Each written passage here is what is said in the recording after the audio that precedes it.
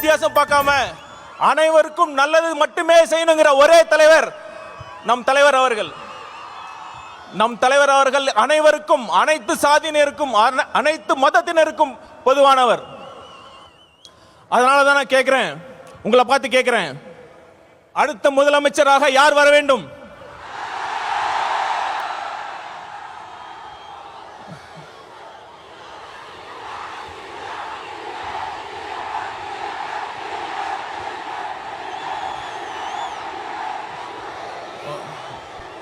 அதோட முக்கியமான கேள்வி, ஏன் நம் வெற்றி தலைவர் முதலமைச்சராக வர வேண்டும்?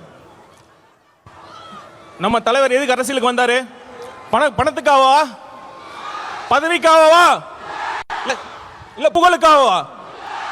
இதையெல்லாம் போதும் போதுன்னு திகற்ற அளவுக்கு அவர் பார்த்தாச்சு.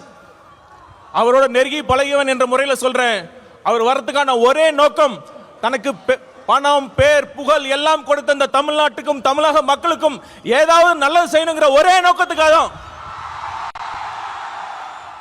அந்த நம்பிக்கை என்கிட்ட ஆழமா இருந்ததுனால தான் அண்ணன் சொன்ன மாதிரி என்ன ஐஆர்எஸ் பதவியை, நான் கஷ்டப்பட்டு படிச்ச ஐஆர்எஸ் பதவியை தூக்கி எறிஞ்சிட்டு அண்ணன் பக்கத்தில் நிக்கிறேன்.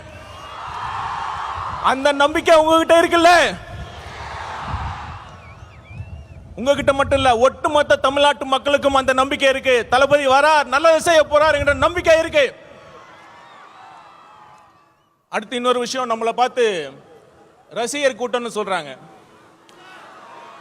ஒரு நிமிஷம், அதுக்கு நான் சொல்றேன், இப்ப நம்ம கூட அண்ணன் இருக்கார்ல, கே செங்கோட்டையன் அண்ணன் அவர்கள், ஒரு காலத்துல அவர் தீவிர எம்ஜிஆர் ரசிகர், இன்னைக்கு ஒட்டுமொத்த தமிழ்நாடு மதிக்கின்ற ஒரு மிகப்பெரிய ஆளுமையாக இருக்கிறார் இல்லையா?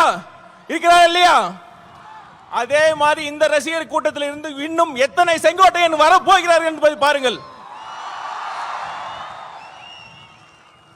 ஆனா ஒண்ணுங்க, ரசிகர் கூட்டமா கூட இருந்துடலாம், ஆனா அந்த திமுக மாதிரி கொள்ளையடிக்கிற கூட்டமா,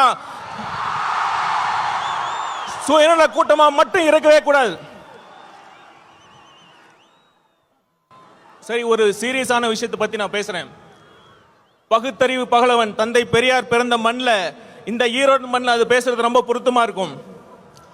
1916ஆம் ஆண்டு நீதி கட்சி தொடங்குறப்ப அது முக்கியமான நோக்கம் என்ன தெரியுமா? 3% மட்டுமே இருந்த ஒரு குறிப்பிட்ட சாதியினர் முக்கால்வாசி அரசு பணியிடங்களை ஆக்கிரமிச்சிருந்தாங்க. நீதி கட்சியின் கொள்கையை ஃபாலோ பண்றேன்னு சொல்ற இன்றைய திமுக என்ன பண்ணிட்டு இருக்காங்க? 3% இல்ல, ஒரு குறிப்பிட்ட குடும்பத்திற்காக மட்டுமே, அந்த குறிப்பிட்ட குடும்பத்திற்காக மட்டுமே ஆட்சி செஞ்சிட்டு இருக்காங்க. அந்த குறிப்பிட்ட குடும்பத்தில் பிறந்துட்டா ஆட்சி, பணம், அதிகாரம் எல்லாமே. அப்படி இல்லைன்னா கடைசி வரைக்கும் திமுகவோட தொண்டனா உழைச்சி கடைசி பதவி கிடைக்காம கடைசியில சாக வேண்டியதுதான். இதுதான் இன்றைய உண்மையான திமுகவோட நிலைமை. திமுகவிற்கு, குறிப்பா அந்த குடும்பத்திற்கு சமூக நீதியை பத்தி பேசுறது எந்த தகுதியுமே கிடையாது. அப்புறம் இன்னொரு விஷயம், சிஎம் அவர்கள் நிறைய வாட்டி சொல்லியிருக்காரு, தப்பு பண்ணா நான் சர்வாதிகாரியா மாறிடுவேன்னு சொல்றாரு. எனக்கு ரொம்ப ஆச்சரியமா இருக்கு. நம்ம சிஎம் அவர்களுக்கு ஜனநாயகம்னா என்ன, சர்வாதிகார ஆட்சினா என்னன்னே தெரியல.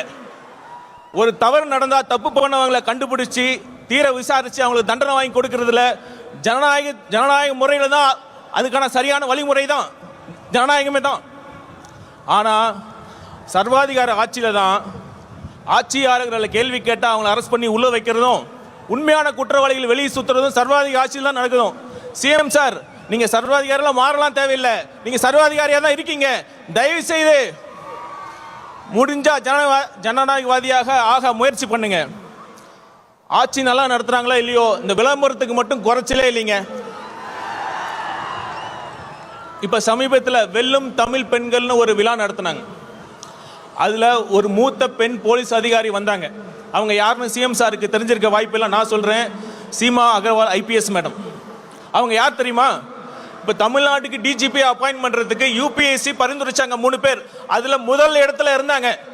சிஎம் அவர்களே, நீங்க உண்மையாலுமே தமிழ்நாட்டு பெண்களை மதிக்கிறதா இருந்தா, அவங்களுக்கு உண்மையாலுமே தமிழக பெண்கள் மீது உங்களுக்கு அக்கறையா இருந்தா, அந்த யூபிஎஸ்சி பரிந்துரைச்சு அந்த அதிகாரியை நீங்க அப்பாயின்ட் பண்ணியிருக்கணும்.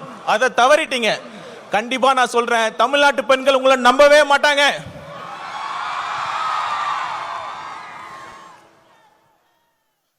இவ்வளவு மோசமான ஆட்சி பண்ணிட்டு தேர்தல் நேரத்தில் மக்கள் வரி பணத்தில் அந்த திட்டம் இந்த திட்டம்னு சொல்லி இப்ப ஸ்டாலின் அவர்கள் கொண்டு வந்துட்டு இருக்காங்க. இது எப்படி தெரியுமா இருக்கு? பள்ளிக்கூடத்தில் பசங்க சரியா படிக்கலன்னா வாத்தியார் என்ன பண்ணுவாரு? சரியா படிக்கல, சரியா ஹோம்ஒர்க் பண்ணலன்னா வாத்தியார் என்ன பண்ணுவாரு? இம்போசிஷன் எழுத சொல்லுவார். அது மாதிரி 4.5 வருஷம் ஒழுங்கா ஆட்சி பண்ணாம கடைசி நேரத்தில் அந்த திட்டம் இந்த திட்டம்னு சொல்லி சிஎம் ஸ்டாலின் அவர்கள் இம்போசிஷன் எழுதிட்டு இருக்கார். அந்த இம்போசிஷனை எழுத வச்ச வாத்தியார் யார் தெரியல? நம்ம தலைவர். கொஞ்சம் பொறுமையா இருங்க. ஒரு நல்ல ஆட்சி எப்படி நடத்தணும்னு நம்ம தலைவர் அவர்கள் உங்களுக்கு எல்லாத்தையும் கிளாஸ் எடுக்க போறாரு. அப்போவாச்சும் பார்த்து கத்துக்கங்க. கடைசியா ஒண்ணு சொல்லிட்டு வந்து இவ்வளவு பேசிட்டோம். நம்ம பாஜக பாசிச பாஜக பத்தி பேசாம இருந்தா எப்படி? இப்ப ஏதோ ஒரு பிரச்சனை பண்ணிட்டே இருக்காங்க. இப்ப சமீபத்தில் மகாத்மா காந்தி தேசிய ஊரக வேலைவாய்ப்பு திட்டத்தோட பேரை மாத்தி விபிஜி ராம் அப்படின்னு கொண்டு வராங்க. இத மாநிலத்தோட நிதி பகிர்வை குறைச்சிருக்காங்க. அதெல்லாம் கூட அடுத்த விஷயம். நான் கேட்கிறேன், இப்ப இந்தியாவில் அனைத்து மொழிகள் பேசுற மக்கள் இருக்காங்க. எப்படி ஒரு ஹிந்தி பெயரை வைக்கிறீங்க? இதுக்கு முன்னாடி தான் ஐபிசி சிஆர்பிசி போன்ற சட்டங்களுக்கு சமஸ்கிருத பேரை வைக்கிறீங்க. தெளிவா ஒன்று புரிஞ்சுக்குங்க. இது ஒரு கூட்டு குடும்பம். அனைத்து மொழிகளுக்கும் முக்கியத்துவம் கொடுக்க வேண்டும். ஆங்கிலம் என்பது ஒரு இணைப்பு மொழி. அதை நீங்கள் புறக்கணிக்க கூடாது, புறக்கணிக்கவும் விட மாட்டோம். இறுதியா ஒண்ணு மக்களை கேட்டுக்கிறேன். மக்கள் முடிவு பண்ணிட்டாங்க.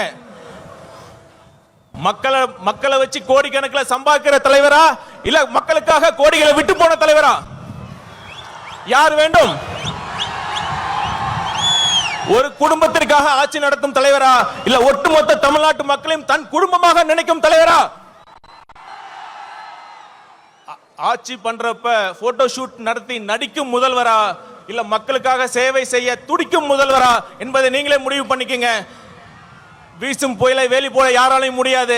அது மாதிரி நம் தலைவர் ஜெயிப்பதை யாராலும் தடுக்க முடியாது. நன்றி, வணக்கம்.